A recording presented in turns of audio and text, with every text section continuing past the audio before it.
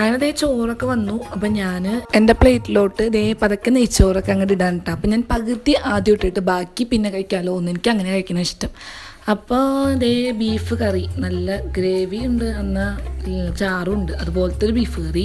അപ്പോൾ അതും ഒഴിച്ച് പിന്നെ ബീഫിൻ്റെ റോസ്റ്റിൻ്റെ കൂടെ തന്നെ ക്യാബേജും ക്യാരറ്റും കൂടിയിട്ടുള്ള സാലഡ്.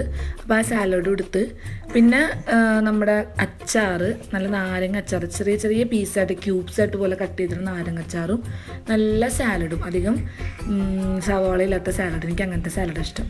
അതും പിന്നെ കൂട്ടിയിട്ട് ഞാൻ ഇത് കഴിക്കാൻ പോകാൻ കേട്ടോ. അപ്പോൾ എല്ലാം കൂടിയിട്ട് ഞാൻ മിക്സ് ചെയ്യാണ്. നെയ്ച്ചോറിൻ്റെ കൂടെ ഒരു പപ്പടവും കുറച്ച് പരിപ്പറിയും കൂടി ഉണ്ടായിരുന്നു ഈ പൊളിച്ചാണ്, അതിൻ്റെ ഒരു കുറവുണ്ടായിരുന്നു കേട്ടോ. അങ്ങനെ സമാധാനത്തിലിരുന്ന് ചോറ് കഴിക്കാമല്ലോ എന്ന് വിചാരിച്ചപ്പോൾ എൻ്റെ നെയ്ച്ചോറിൻ്റെ ബീഫിൻ്റെ മണ്ണ് അടിച്ചിട്ടേ സാറ് വേഗം തന്നെ ഓർക്ക തിന്നുണ്ട്. നിലാവൊക്കെ നോക്കിയിരുന്നിട്ടേ നെയ്ച്ചോറും ബീഫും കഴിക്കാന്നൊക്കെ പറഞ്ഞ് പുറത്ത് വന്നിരുന്നത് പണി കിട്ടി. ബേബി ചെയറിലൊക്കെ സാറിന് ഇരുത്തി നോക്കിയിട്ടാ